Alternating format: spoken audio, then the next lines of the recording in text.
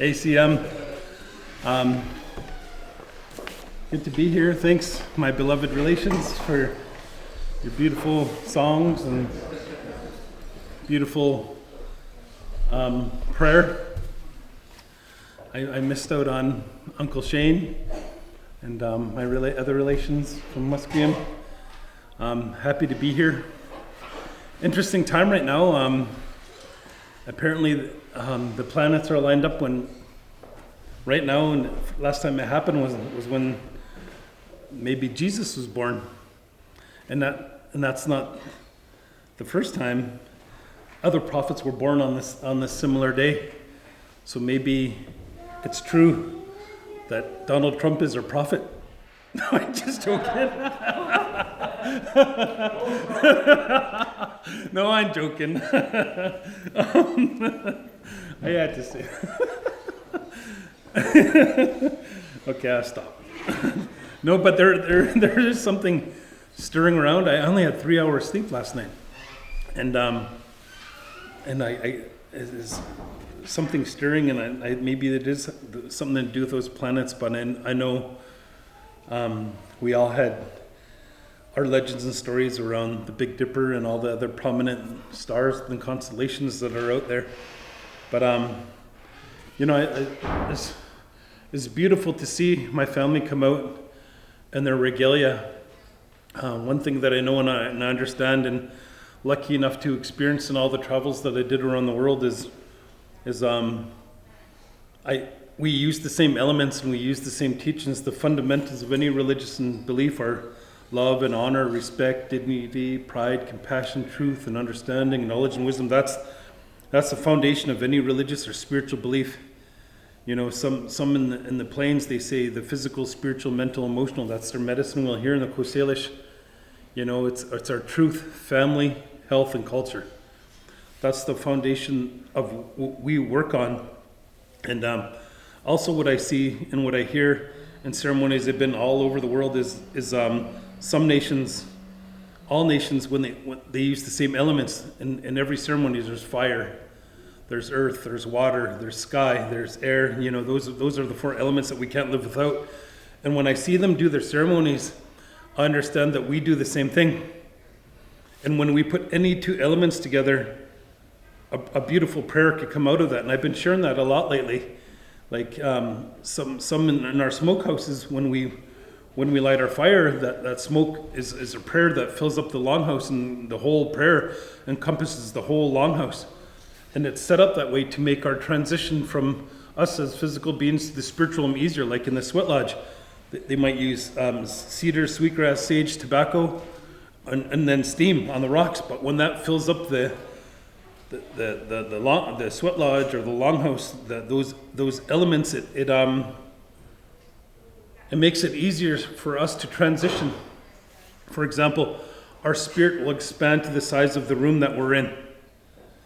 And our spirits overlap one another, and that's how we get blessings. So when you see my relatives come out in their regalia, you know, that's them putting spirit into their regalia. From everything from their ankles to the bracelets to their bonnets on their head, everything with intention of creating spirit. You put any 2 elements together. And the easiest example is when you light sage.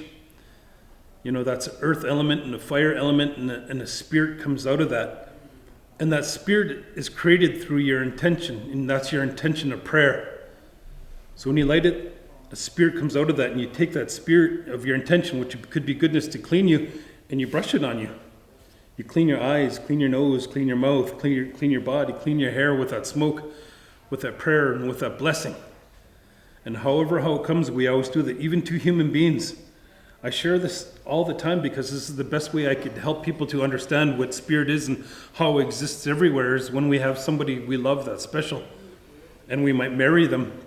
And when we marry them, that's a ceremony.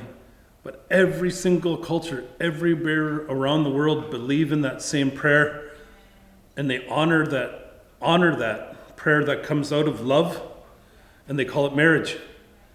Every culture has marriage, but we all have something where we we could connect to through spirit. So even the songs that my relations were singing were so beautiful.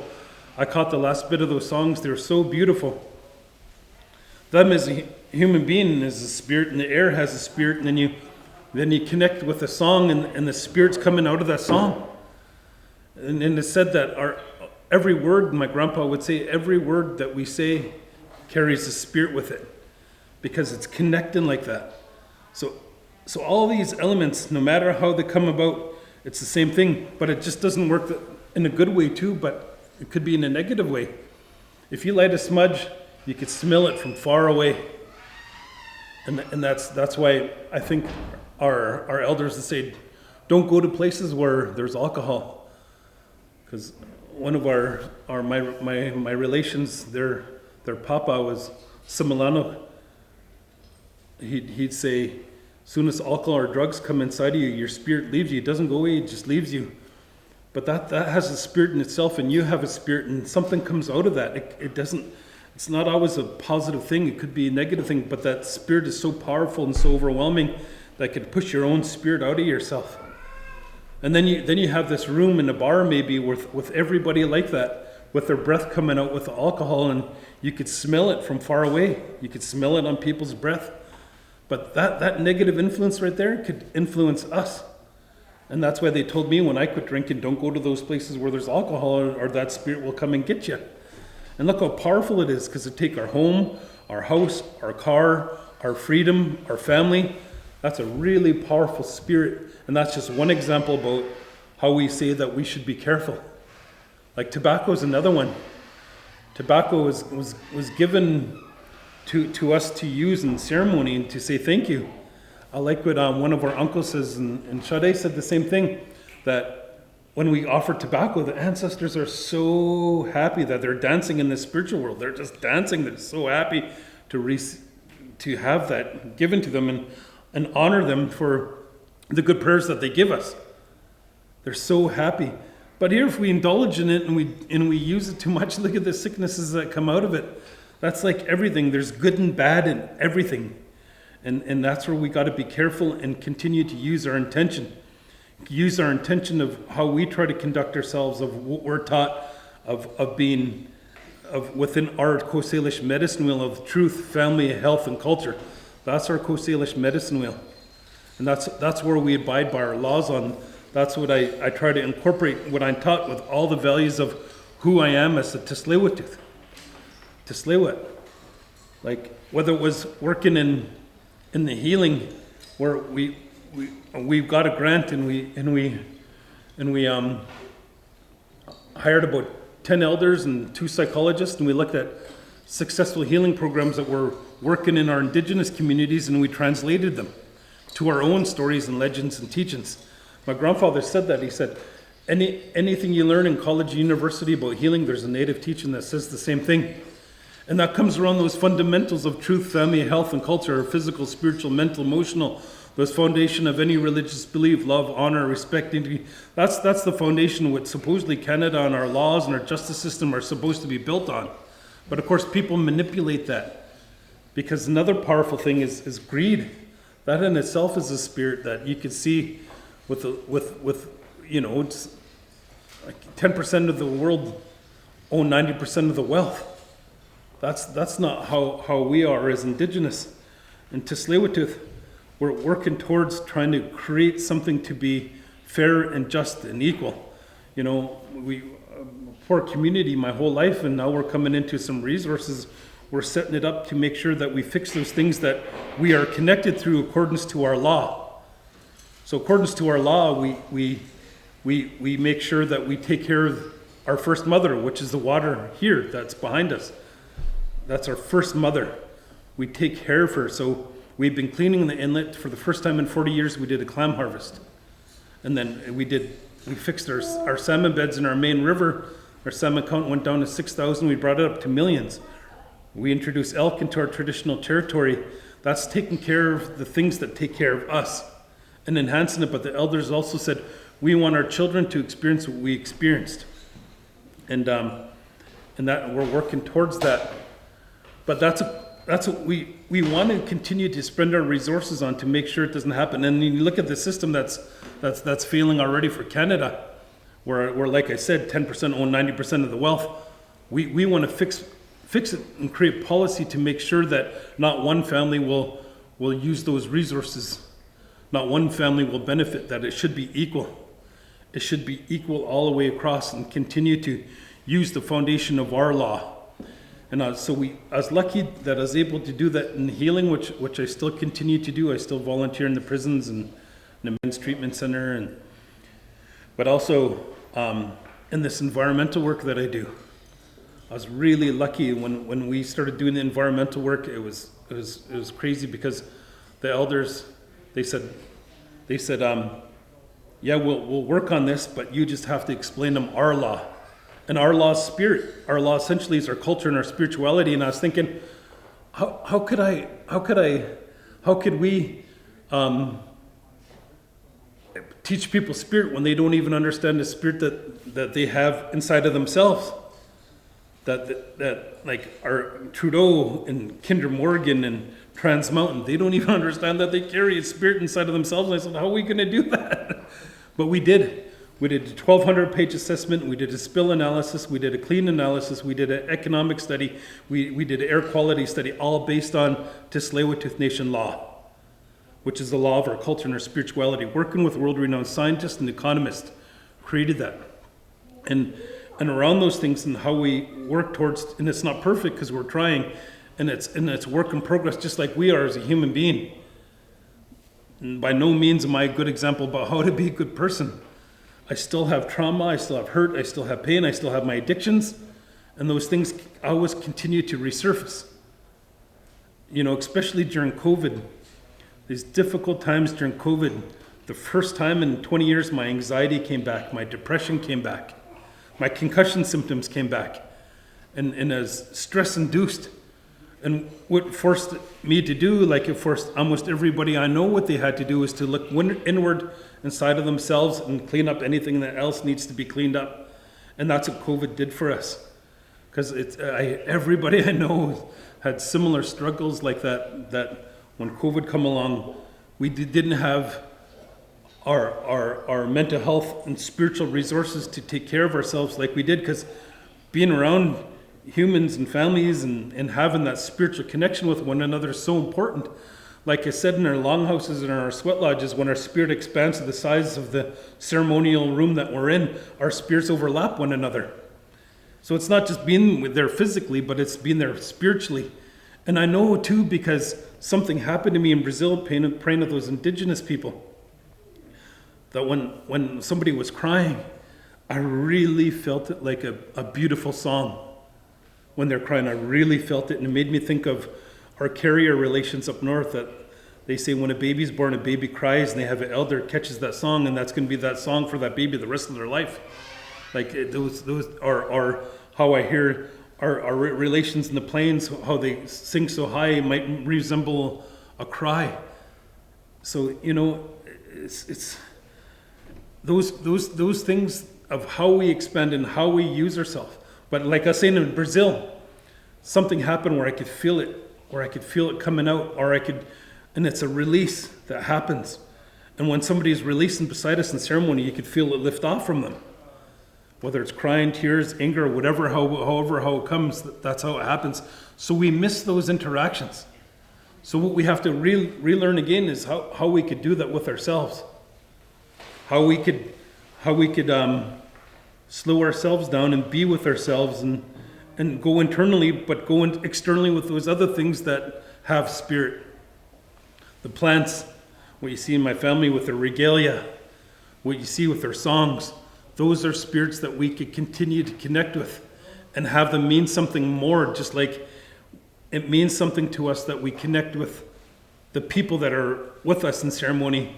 But now we use those things that we use in ceremony to help us and reconnect with those, because those carry a spirit too.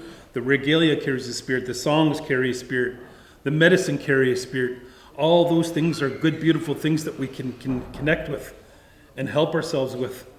And that's what we're doing. We're going internal, but we're going external to the spiritual things. Plants. I've been harvesting plants and making medicines, and whenever I feel I have a flu, I make my medicine tea right away, and all the special things that I like putting in there. I enjoy that, but that's connecting to spirit in a way that is similar that we do when we do ceremony with people.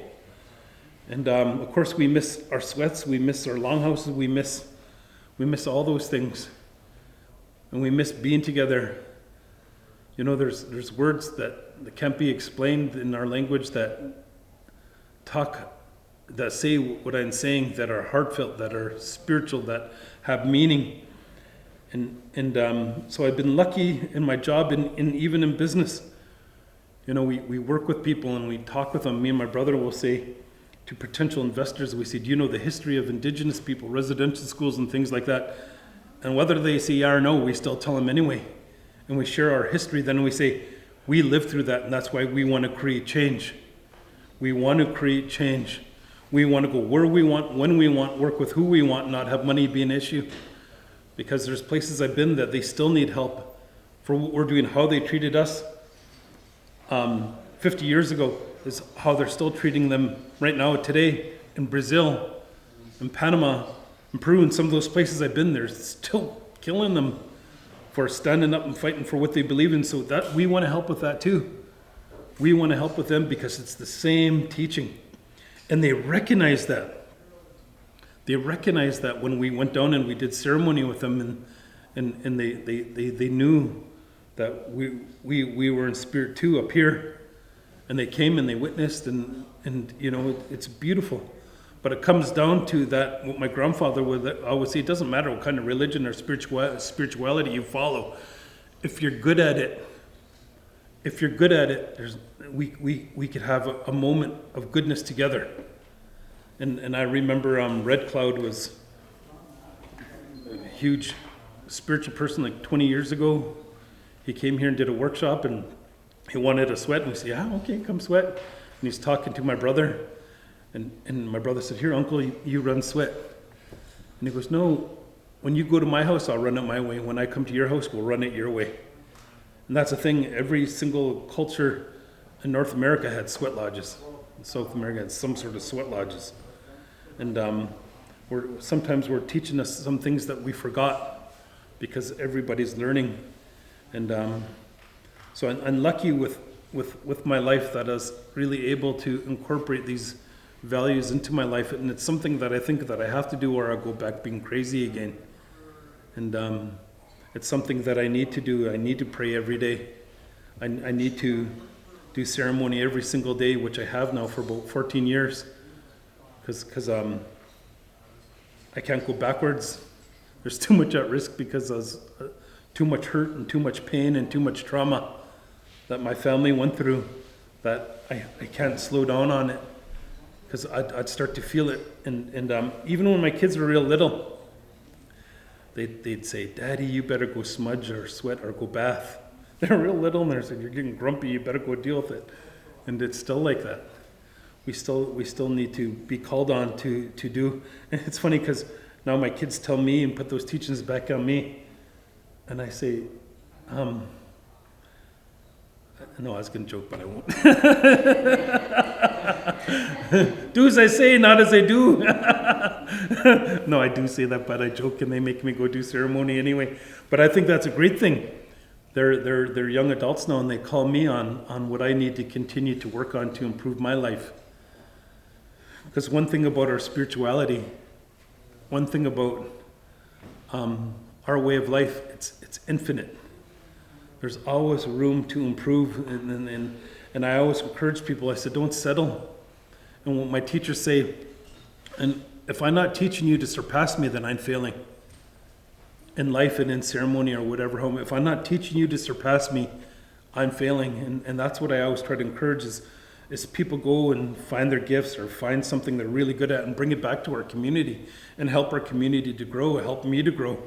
And my kids, that's what I'm saying, that's what they for sure did, is they came and they learned these tools. And, I used to pick them up in Tulalip, Washington every weekend, and I'd take opportunity of that drive there and back when I pick them up and drop them off to teach them.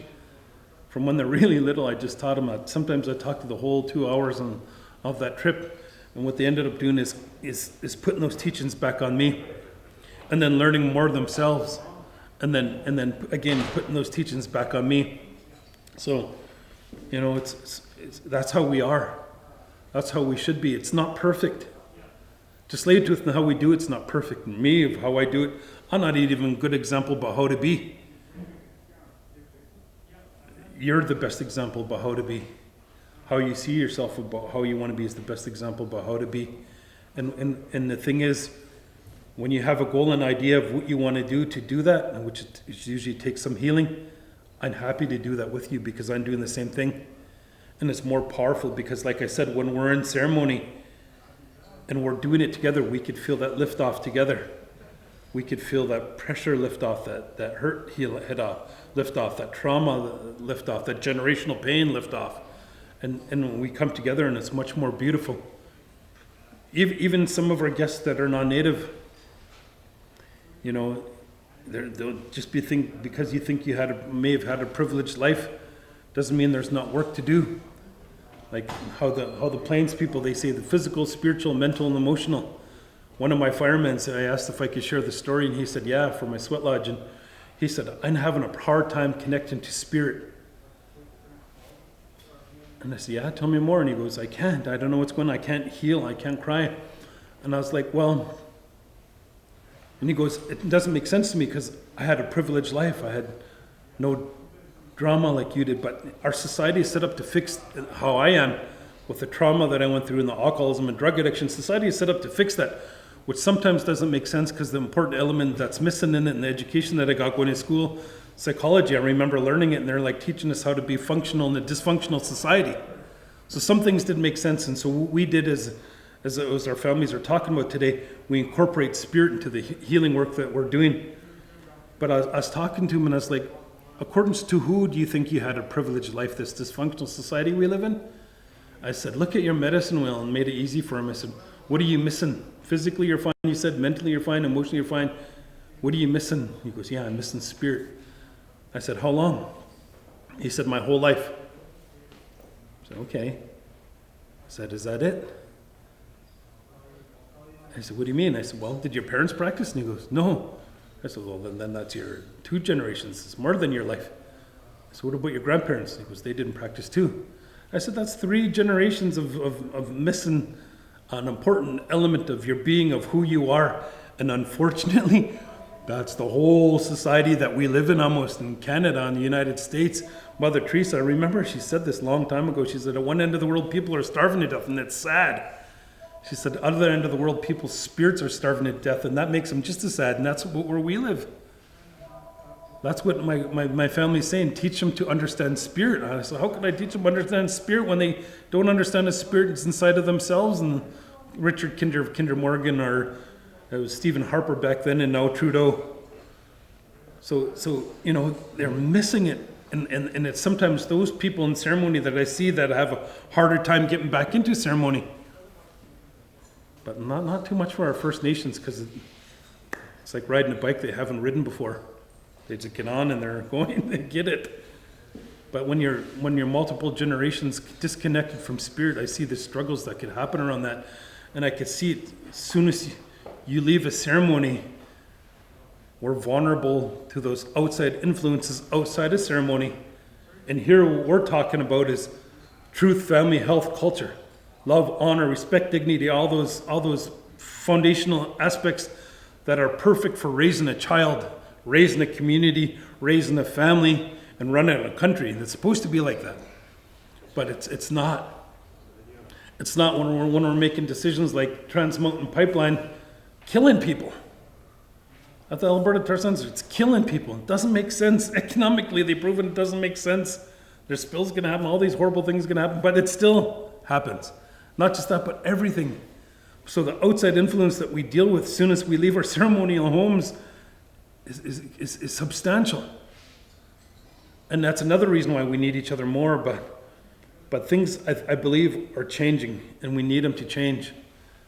I always have faith in change, because one thing I do believe is when we're born with no prejudice, no anger, no hate, no judgment, none of that. We're born perfect.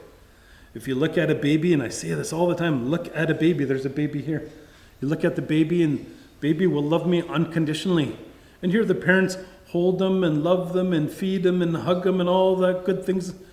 And then a baby still loves me unconditionally, the same as their parents. And we're all born with that. And our teachings of truth, family, health, culture, and all those good things are about how to raise a child like that, so we could raise our communities like that. But look what happened to our Indigenous people. Look what happened to residential school. My mom's one of very few elders that I work with that could talk about them. The murders and the rapes and the starvations and all those things that happen in residential school. At the most important time, my son was going a little crazy, a little bit, and I was really worried. And my friend, my ex-boss, she came to me and she goes, I don't know you personally too well yet, but what I believe is you're a good person. And the good person you are would give your son the foundation that they need from when they're born to when they're 10 years old. That's the foundation they'll always come back to, no matter what kind of trouble they get in. They'll always come back to that. She's explaining. The foundation that our parents and our grandparents and great-grandparents received from a residential school wasn't the same foundation. It was physical abuse, mental abuse, emotional abuse, sexual abuse, murders. All those horrible things happened, but it just didn't happen in my family. It happened right across Canada. That's why you see 30% of our people are the jail population, 40% are homeless, 50% of school dropout. Then you could add this systemic racism, and I could go on and about that, how the injustice is in the court system, how the injustice is the murdered and missing women, where they should have did the inquiries on the coroners and the police and the judges, but they won't do that to themselves. So even though those things factually did happen, but systemic racism still continues to happen. So it was a miracle to me that you heard my elder speak earlier. You hear some of our other elders speak, that they said beautiful things, because that foundation of when they're 1 to 5 years old was enough to be the foundation that they would come back to spiritually. And that foundation of 5 to 10 years old, some of those things came on us. We're still suffering those things. But the outside influences are still continuing too, with systemic racism, the court systems, and all aspects, whether it's land or business or whatever it might be, it's still continuing to be a struggle. And that's where we need to continue to come together. And how it may be, maybe we can come together like this, where we could be together and do a prayer. But it could be together with other spirits that do exist in the things that we're doing.